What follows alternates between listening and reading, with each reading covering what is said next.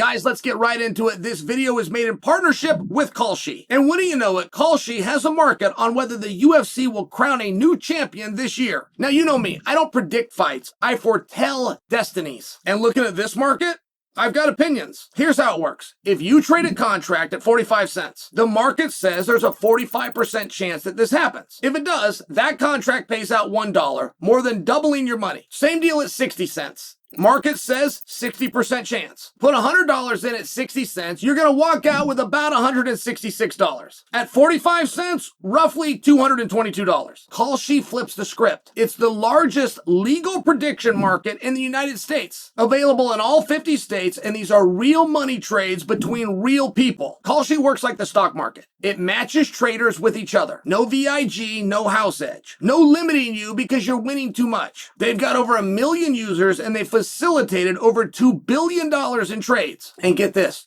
Kalshi even pays interest on long-term positions. You can earn before the market even resolves. If you want to try it out, Kalshi is giving $10 to anybody that signs up at kalshi.com/Chael. Use the code Chael and trade $100. Go check it out and trade like the bad guy. Justin Gaethje, Paddy the Paddy. A lot of people are panning this fight. I mean, a number of people are saying, hey, that was sloppy and that was ugly. Arman Tsarukyan is the first to come out and go, that's garbage. You guys are both terrible. And that's not what I'm proclaiming for you. I'm sharing for you like there's some pushback on the fight. Now, I say that to get you to somewhere else, which is, what do we do now? How do you match both of those guys now? We don't know very much about the interim title. Like, we as a community thought that we did until the interim title got defended by Tom Aspinall. And until the interim champion did not fight the undisputed champion on the undisputed champion's return. And I'm talking about Jon Jones versus Stipe. Like, we don't really know what interim champion is, right? I remember the night that Colby won the belt, and I remember the morning that we wake up and Colby's no longer the champion. You're looking around going, how'd that work? But one thing that we have always agreed, and one thing that we believe that we understood, is that the interim champion makes you the #1 contender for the undisputed champion until Tom Aspinall sat in the front row and watched Jon Jones versus Stipe. That's the moment we realized, we don't really understand this belt. Now, you got to know that. You got to understand that for where I'm going to take you. This is not speculation. I'm going to share inside information with you, but the plan, right? Everything's a little loose, but the plan, the operating plan was that Conor McGregor at the White House would fight Justin Gaethje. So it was also a belief. One thing Conor does not want to do, and again, this is not speculation. I'm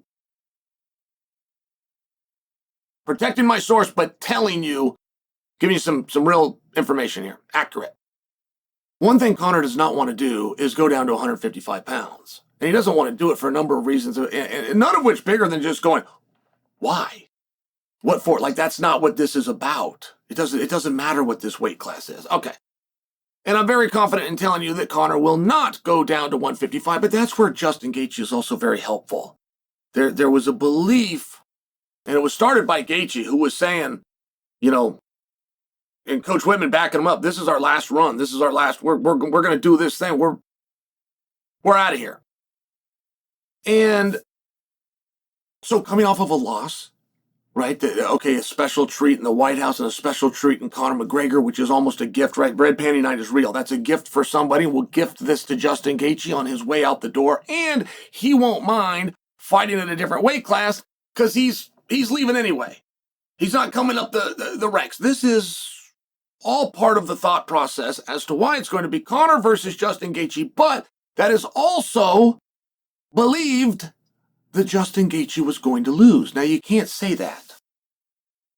When you go in and you start talking about these deals, there's never say, hey, you're going to lose to Paddy. So when you lose to Paddy, we're going to bump you up a weight class that won't matter as you're on your way out anyway. Like, you can't say those things. So when he goes in and gets the win, it's very hard to unwind that and go, okay, it's no longer McGregor and Gaethje. They're both going to go. Why? Right? Imagine McGregor that already said yes to Gaethje. He's saying the same thing. He's saying yes to Gaethje. It's the same thing.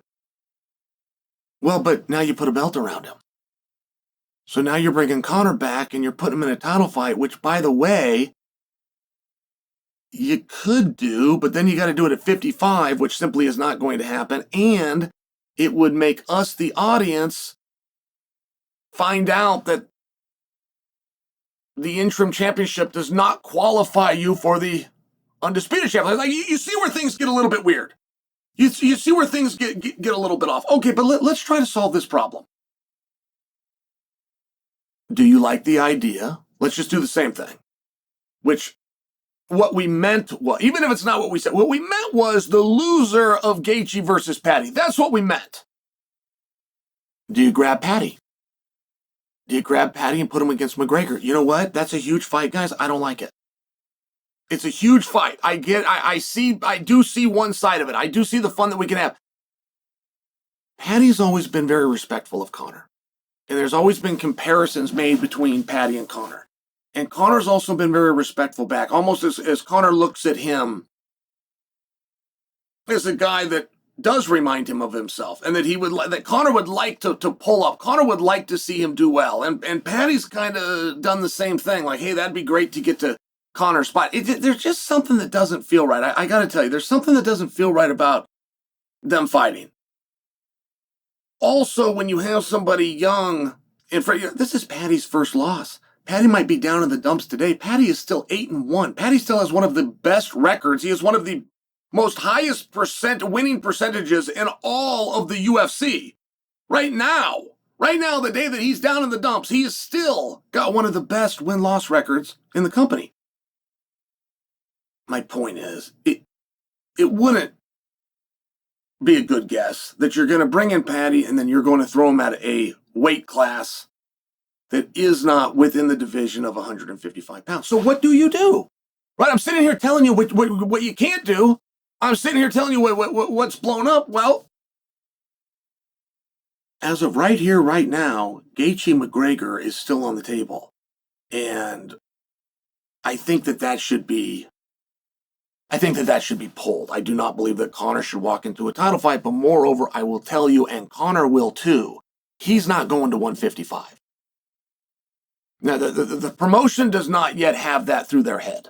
They are still pushing for Conor and 155. This is all extremely accurate information. So I think there's a lot of options for McGregor. I really think that if it's not him versus Chandler, it should be. We really should look at that. We fans were promised a certain fight. We fans have been pretty damn patient. And I don't know that side was considered. And I think that when that side does get considered, that it's going to lean us back in that direction. I think that Justin Gaethje draws into Ilia Topuria.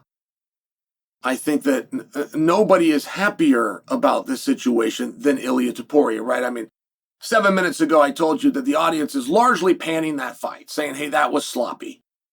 That wasn't good mixed martial arts. Ilia Topuria is, if nothing else, very crisp.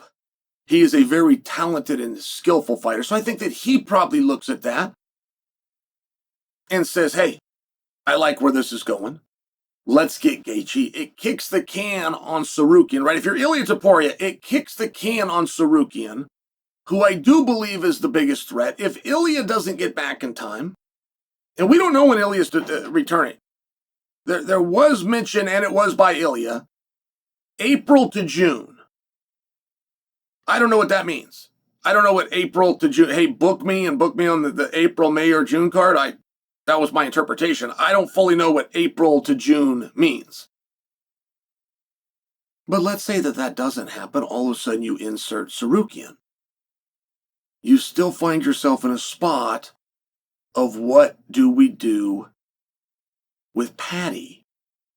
And that answer will be solved. Paddy is a massive star.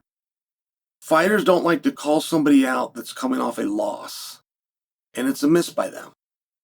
By this time next week, Paddy will still be a star and people will have forgotten that he lost. It's a miss. There's an opportunity right now for a 55-pounder to attach himself to Paddy the Baddy. And I like the idea of Paddy, even coming off a loss. I like the idea of Paddy versus the winner. And you think I'm going to say Tsarukyan. No, I like the idea of Paddy versus the winner of St. Denis and Hooker. Let me know how that sits with you.